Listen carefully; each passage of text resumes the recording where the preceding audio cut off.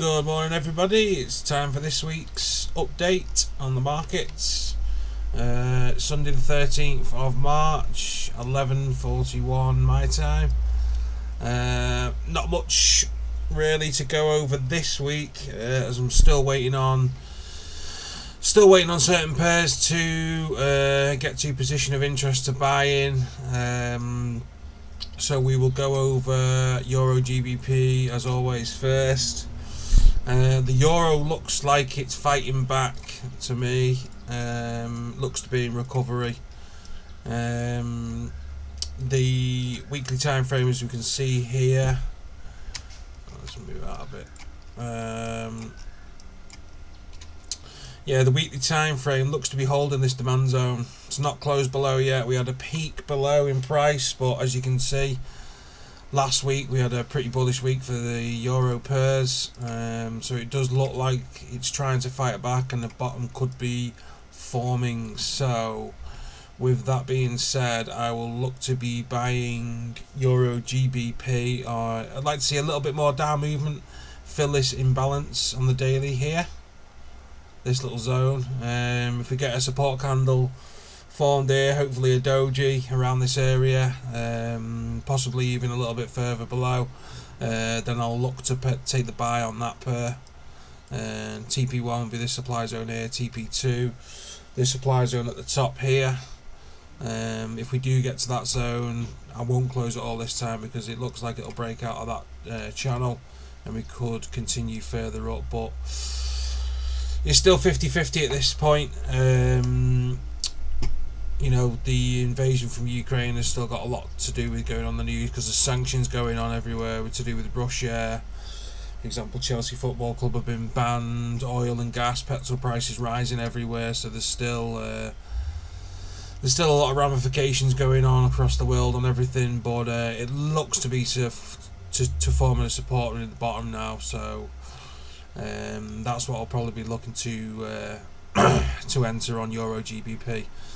So a bit more of a pullback, create a higher low around this imbalance area, and then I'll look to enter the trade on Eurgbp. So yeah, no trades entered just yet, so that's an update and that's what I'm looking to trade next time. So with that one, we will move to Gbpjpy.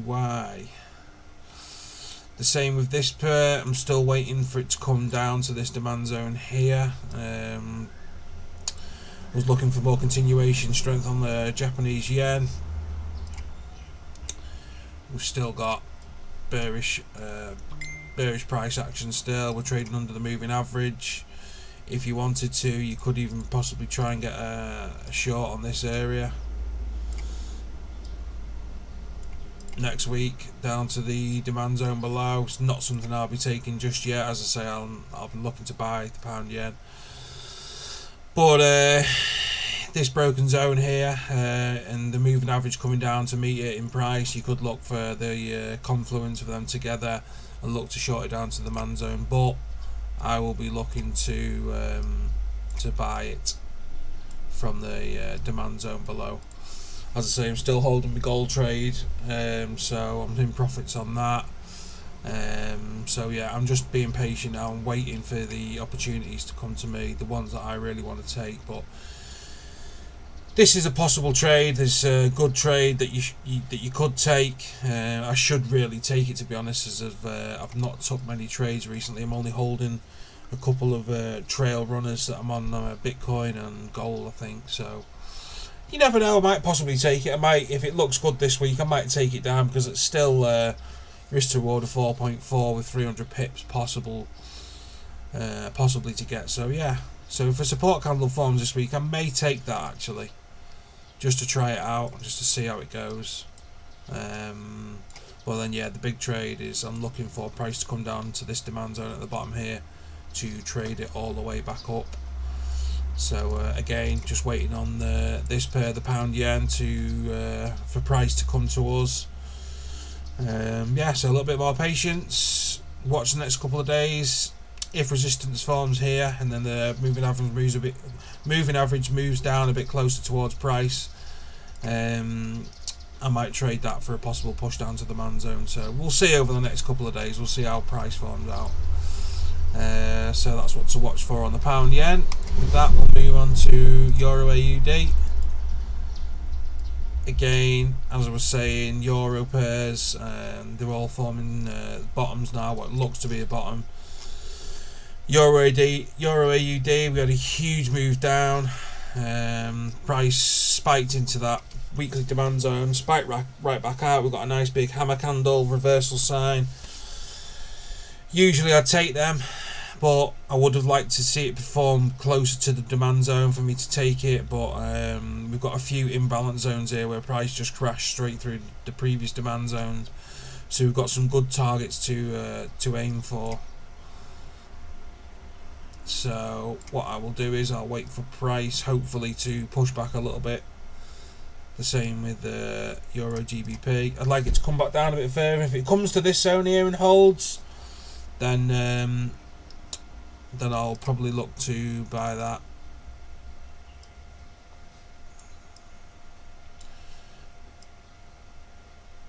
Nice amount of pips on offer there. Good risk to reward ratio. So yeah, if price comes back down a bit further and then it looks to hold and obviously doesn't create a lower low, then I will buy that, looking for the buy back up to complete these imbalances on the daily time frame. Again, ties in with Euro GBP and most likely Euro USD, which we'll go over in a second. Yeah, so that's what to look for. Look for a bit more pullback in price, form to support to form around this area, get the buy in on that one. With that, we'll go on to Euro USD, which is very similar. Price took us to the demand zone. It's the same across all Euro pairs. Despite got the pullback in price, probably just standard price correction really. Still looks bearish, but you know, I'm willing to buy at these big demand zones down here. So same with Euro AUD or Euro USD, whichever pair you prefer to trade. Look for support to form around this area, ideally another 50% candle like that one there, or a doji, and then get the buy-in from this area, looking to go back up to possibly meet the moving average coming down. There's multiple supply zones up here that we can target along the way. There's lots of imbalances everywhere, so it's a case of just not over leveraging, just have a nice small position on these Euro ones, because you're trying to trade the reversal, so there's no need to over leverage. Don't use a huge position, and just be conservative, because if we do get a reversal long term, or at least medium term, we're going to get a nice big amount of pips, so we'll get a good return on those. So yeah, don't go Billy big balls on it, just a nice small position, and then look to hold it. And yeah, hopefully we'll get some good returns on that. So yeah, so with that one, we'll move on to gold, which I'm currently still holding. We've reached that big supply zone. As I said, I was looking for $2,000.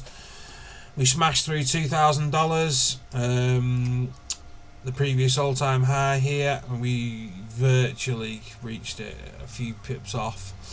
Looks like it could have been a double top on the monthly or weekly time frame. As I say, kind of looks like a Bitcoin chart, really. Yeah, wicked right out on that weekly. As I said, we touched the supply zone, got a big shooting star candle there. If we go back to the daily, as you can see, price is rejected straight back the next day. But again, we've got wicks out to the bottom side, showing people are still buying. So I mean, it's tough to buy in this area. You're looking for little scalps, really, intraday trades, just to buy, to get in on the trend, because obviously clearly it's still bullish. But again, I'll leave these buy zones out, because they're still valid zones to buy from.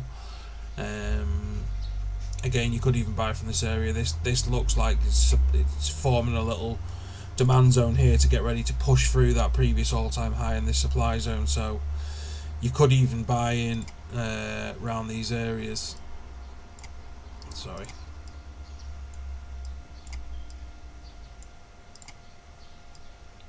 But as I say, it's pretty risky. We'll have to see what the next couple of daily candles form on the opening market this week. That'll tell us a tale really. If this holds and then we start seeing a push upwards, you could get buying here, intraday scalping. But yeah, long term, we'll have to. I'd like to see a bit more of a pullback to a bigger demand zone below to get another position put on. But as I say, I'm still holding a runner, so I'm just gonna keep watching price at the minute. Let moving average catch up with price, which is obviously going to take a good few days to come yet. So I can still see more upwards momentum on gold. So if you're still holding like myself, keep holding it for now. I can see the supply zone getting took out here and forming a new all-time high on gold, especially with the price action we've seen. But you never know, we could get a crash back down in price, so we'll have to see. But I'm still holding a runner on that, so not much really to give out for gold.